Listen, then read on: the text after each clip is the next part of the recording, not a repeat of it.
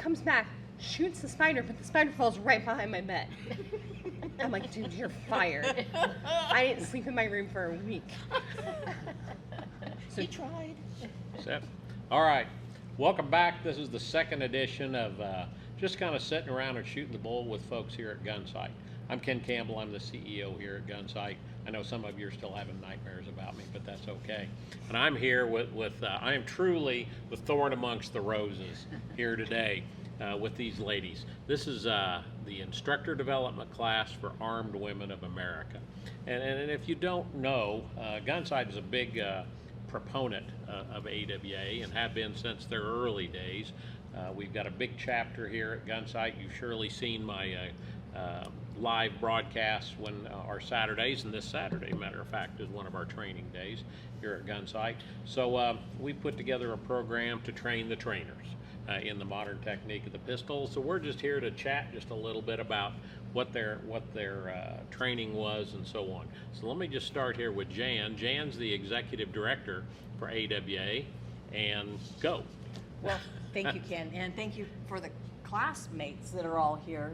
We had a wonderful class this week, learning about the modern technique, learning how to teach others, learning from 40 years plus of experience from one of our instructors and 33 years plus of experience from another instructor who have had extensive experience in law enforcement training for federal agencies, state agencies, and here at Gunsite. And just training Earth people. Just training Earth people here at Gunsite, yeah. And just their experiences, and we learned the why, the how, and the historical context for so many things. And it just, we had range time, we had classroom time, we had a test, we had a qualification. You critiqued each other. We did. We had the opportunity to critique each other. We made new friends. It was great. It was absolutely great. So I'll let somebody else have some airtime. Well, I'd like to know what the hardest part did you all find about the class. Was there a hard part, or was there a favorite part that you had?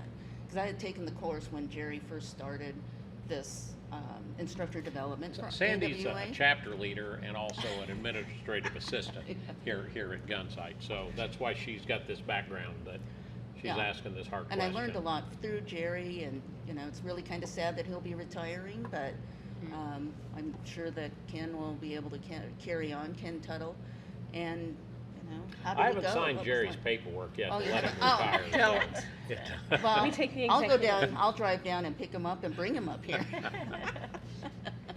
I could probably answer some. For me, it was getting uncomfortable to Right? grow. Out of your safety zone. So part of the presentation, the physical presentation, speaking in front of a crowd, Right. is my weakness. And I was like, but doing it, watching yourself on video, being able to really understand what you're trying to get across and how you sound, and having those, cheers from the other students help you along to kind of just get better. But if you're not uncomfortable, you're not growing. So to me, it was worth that painful experience. But it was such a good class. And again, what Jan said about the history, knowing why the things are the way they are, and explaining why you don't do certain things, and it makes sense instead of just parroting somebody else's instruction, was really, really good for me. So yeah, I liked it a lot. Who else? I have test anxiety, so I didn't want to take the test. You have the knowledge in your mind, and you know how to do it, but then putting it down on paper sometimes is difficult. So, but I passed, so yay. I think the thing that I liked the best and what gave me the most out of this class is all of my AWA experience has been here at Gunsite. It's been with this local group of people. So this class, we had folks from different states, different chapters, and hearing how they do things, the challenges they run into with their students and so forth was really educational and eye-opening, because it's things that we don't necessarily see right here, or things we don't think about, or whatever else. So it's just experience that you can't get anywhere else. It's true. And to add on to that, it was learning from each of you different ways to do things and watching you so that you could take that back to our chapter. Great. So people understand too, where's everybody from? Indiana. Go Hoosiers. Woohoo! Montana. Oh, my. Holden, Arizona. Prescott, Montana. Prescott. Chino Valley. So we're well represented in a cross section of ladies from across the country, and things are different, as you found, as you pointed out there, as we go along. What was a highlight of the class to you? Having Jerry teach it. Yeah, learning from Jerry. The incredible Well, amount if of we can get knowledge past the you have. idolization of Jared. I think the understanding of why and everything, why you teach this, what's the purpose of this, and that was really excellent. Being able to understand why we're going to do this. So it's not like that old parent adage like my folks used with me and I used on my kids, and now I'm proud to say I've seen my own son do it with his kids because I told you so. Right. It's much more than We that. got the answers. Yeah, that's a good thing. I'm glad to hear that. Well, and it's not just the answers, it's the ability through the education to be able to explain that to the women that we deal with when we're teaching. So it's not just, oh, okay, I understand. Now I really understand and I'm able to convey that information. So you can go back, and when some of the ladies literally who come in and say, can you help me open, and we get men students like that too, but can you help me open this box and teach me how to make this work? Sounds like you're better suited to be able to do that and explain the how, why, when, as to all that, so that they better grasp it and can carry on. Well, and I think as well, it raised it to a different level of we deal a lot with beginning shooters, brand new shooters, but this also helped to translate that to the next level of defensive shooting and not only the mindset, but also the ability to get up on target quickly, to acquire sights quickly, to do the things that you need to do in a efficient fashion, and why that's important to do that from a life preservation standpoint. And as Allison said, the ability to convey that to our students in a way that doesn't intimidate them, but motivates them and encourages them. And also, I think one of the great parts about the class is that there was room for failure.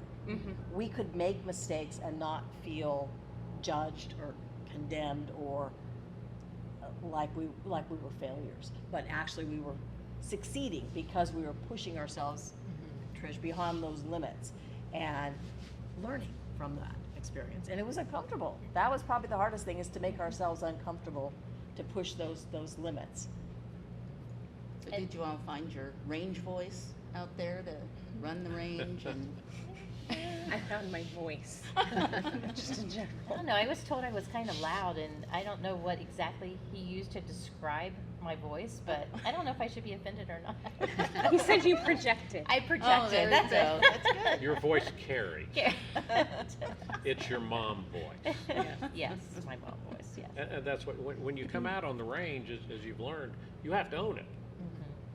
It is your range at that point if you want to take control. Ladies are always, in my experience, better students than men. And it sounds like I'm making a joke, and I'm not, but they are. Men have that machismo, we know all there is to know about everything. And ladies want to listen and do. Ladies also frequently are more social. And sometimes you've got to use that dad voice, that mom voice to get everybody herded back together. And that's where it's incumbent upon you that you've got to own that range. When you step up there on that stage, all eyes are on you. And When in charge, be in charge. yes. Yeah. Yep. So I have a question for the chapter leaders or potential chapter leaders that are here. How did this class help you to become a better chapter leader, and how will you utilize the information that you've gained back at your chapters? I think some of the drills that we learned from Jerry were eye-opening. The particular one I'm thinking of is where he was timing him, who was shooting and tapping him on the shoulder, and then the person ran, so you can see how long it takes for The Tuller that drill. instant. Yes, how long, and I think that's very eye-opening, and I think that's going to be important for our ladies to see. This is how much time you have to react, respond, retreat. So. Yeah, so some of the hands-on things like Jerry was talking about, just the amount of blood that's spilled. I know that was kind of gross, but how much blood it lost, and how someone can continue to fight, and why you need to make sure that threat is Yeah, down that was before. eye-opening. Yeah. Yes.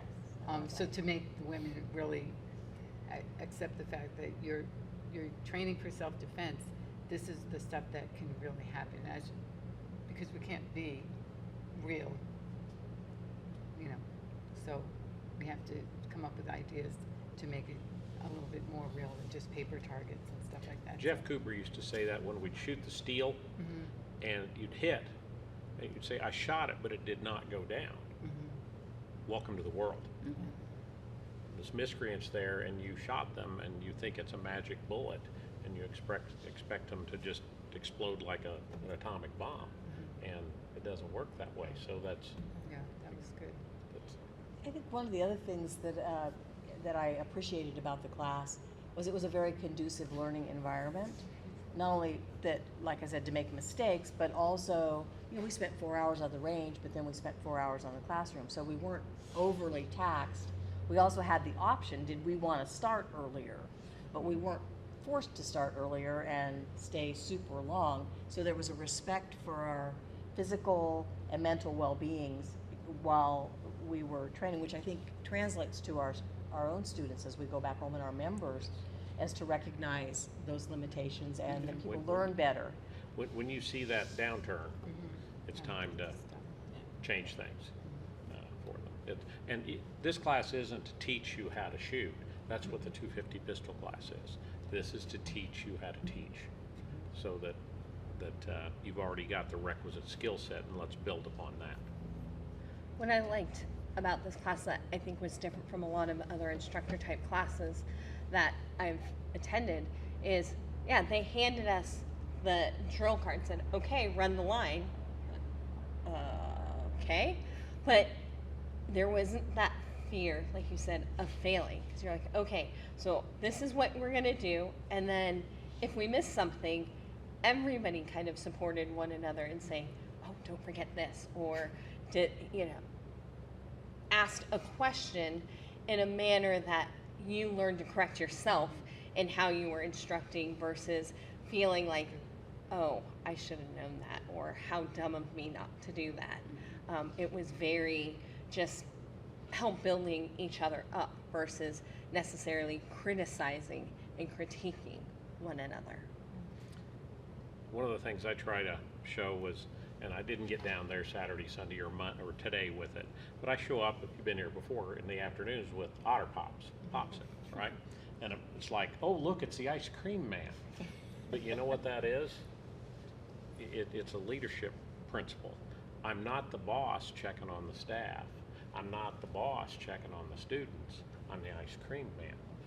But people don't recognize that that's what I'm down there doing. And it is fun showing up with the Otter Pops.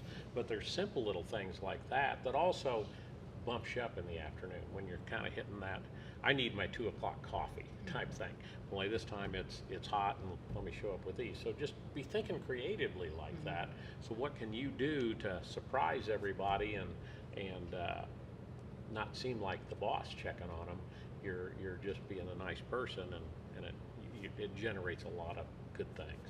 But I didn't get down there to show you that this week, but Jerry had us off the range before it got too hot. Right, he did. and it was a weekend for me, and I had a honey-do list. Been married 47 years. I understand the criteria. So, what else would you like to mention about the class? One thing I'd like to bring up is it's easy when you have interest students or newbies coming in to just be focusing on, oh, an intro type of a thing. But then when you realize that these students of yours are carrying a gun, because it's Arizona and you can go buy a gun and carry it concealed and off you go. For me, it was really important that we have to communicate all of the importance of everything that you learn in a 250 class. Not everybody can afford to come to a 250 class right now, kind of a thing, but they're coming to you to learn how to shoot with this new gun they got, and we have to be constantly aware that they're likely concealing carrying it, and they have to be aware of everything that's involved with it. Well, and I think that was part of just going through the use of lethal force, and then the alternatives, and the whole legal considerations, and just the ability to help our concealed carriers understand that the right that they have that's guaranteed by the Constitution carries with it a huge responsibility. And also, they need to be decisive. They need to make decisions, and those decisions don't happen at the time of the event. A lot of them have to happen well before. They have to reckon with a lot of different things. They have to understand who it is, what is who are they protecting. Mindset's an important part Oh, of any well, I was class. just gonna say, and one of my very favorite parts of this class and of any Gunsite class is the mindset portion. And this class really delves into that. We had the opportunity to watch Jeff Cooper give the mindset lecture. We went through the color code, we went through the OODA loop, we went through the overlap of those, we went through the principles of self-defense from Colonel Cooper. Just so much information that has been given to us in this class. I think our brains are just sort of overflowing. Yes. And I know our USB sticks are. Oh, yeah. And I think an important thing to keep in mind that's also, I think, what's a highlight for me was the whole reason why we are here and in this class. We all hit on it when we talked about why we're here on day one, is we want to be here to help develop other women coming up that are maybe afraid to shoot because they've never held a gun and they've always thought that was the man's role. For me as a mother, I have a daughter. I want her to be confident in not only firearms safety, but in the actual application, gun handling, mindset, all of that. And that's really, the heart of what AWA is looking at, is empowering women to be confident in what they are doing with a handgun. And off of that, it's exciting to see them become confident. Yes. And to see them grow, and to see them be able to handle different situations. We have a lady in the Gunsite chapter that her husband approached me, and they're of a stereotypical male, husband-wife, 1950s roles. And he said, well, she's going to come, but she won't come a second time. And I thought, It's a challenge. this is not one chip off my shoulder. And she's one of the ladies I'm the most proud of, because she's been with us 4 or 5 years now, give or take, and she has come light years in her gun handling, her marksmanship, her self-confidence, and I'm just so proud of that. And I'm also proud I haven't gone to her husband and said, huh. Told you so. Self-control. Yeah. Exactly. Recognize that back. Why don't you talk a little bit of what AWA is? So, Armed Women of America is the largest nonprofit women's firearms training organization. We have chapters all across the United States. Our leaders are volunteers, and their heart is to help women in their local communities become their own self-protectors, to enable them to protect their families or those that are in their care, and to take them from that fear to freedom, peace of mind, confidence. And I think all of us around this table have had experiences working with women who came in absolutely terrified, who may have been victims of domestic violence or other kinds of trauma, and perhaps the firearm was that device that was used to traumatize them.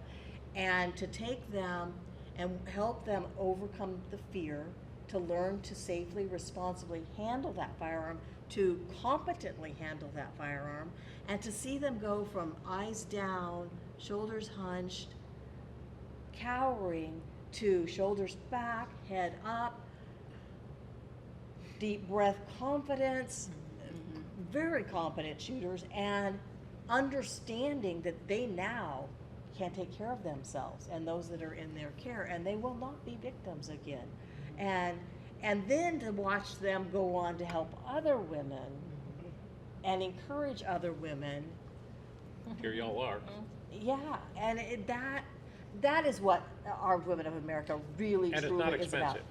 No, $75 a year, and Some of the ranges, there's some small fees involved There in some of are the ranges, but some of the ranges, still, there are. it's for But the we have training they're getting. and we have amazing host ranges across the country that support our chapter leaders, including Gunsite. Thank you. But they believe in the mission as well. And our chapter leaders, I am so proud of our chapter leaders. I've been involved with the organization started as a member in 2013 when the organization first started, became a chapter leader in 2014 down in Yuma, Arizona, and eventually became a state leader for Arizona, all volunteer positions, served on the board of directors, which is a volunteer position, and then ultimately was hired by the board in 2024 to become the executive director. But our chapter leaders are truly the heart of this organization. I mean, they're in communities just volunteering their time, volunteering their resources, coming to trainings like this.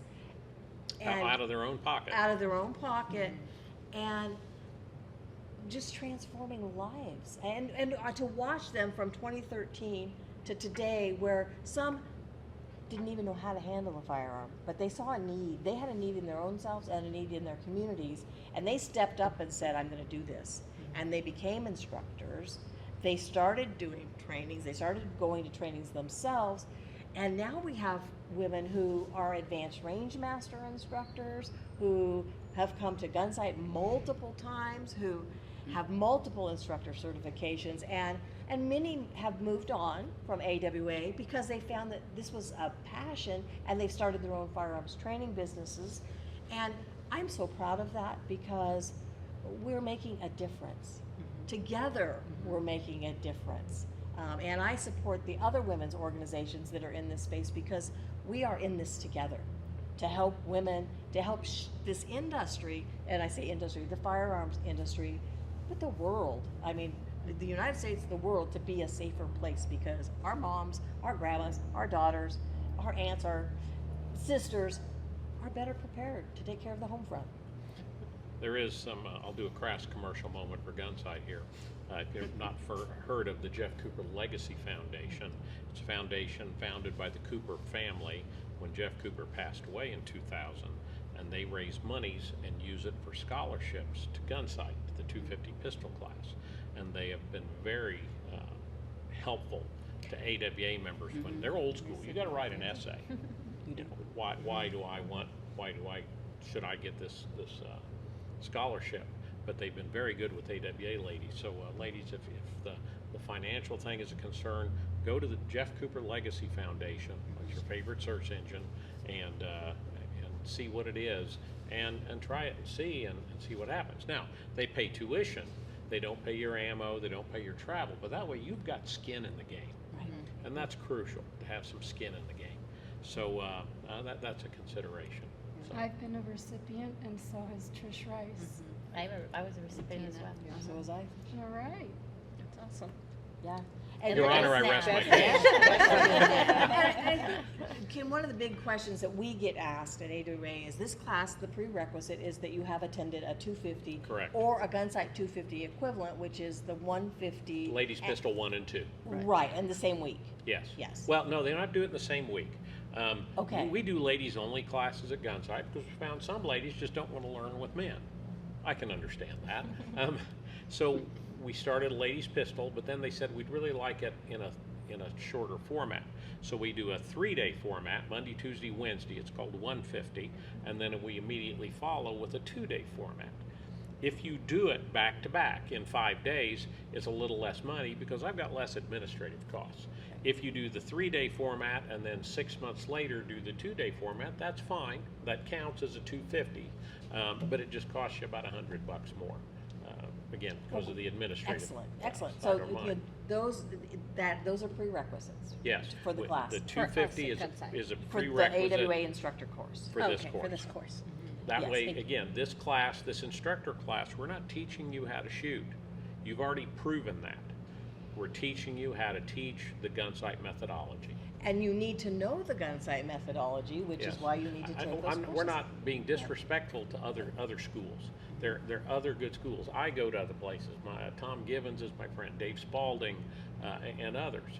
And if I need to get away, I need to run away from home and have somebody stand with a switch and get me on the back of the calves and remind me how to shoot too. But we know what our product is here, and if you learn something different from somewhere else, then it creates some problems in our instructor class. So Exactly. that's why we require it. We need to kind of wrap up here. Y'all are tired and you want to get on the road, but anything else anybody wants to add? I just appreciate how everybody encouraged each other throughout the week and just uplifted each other. You don't see that in a class with a bunch of men, but women encourage other women, and it was just a wonderful experience, and I'm very thankful for it. Anything else, anybody? Good job, everyone. Outstanding. Well, that's what we've got for you here, and you know how I close everything. When are you coming coming coming to to Gunsite? Gunsite?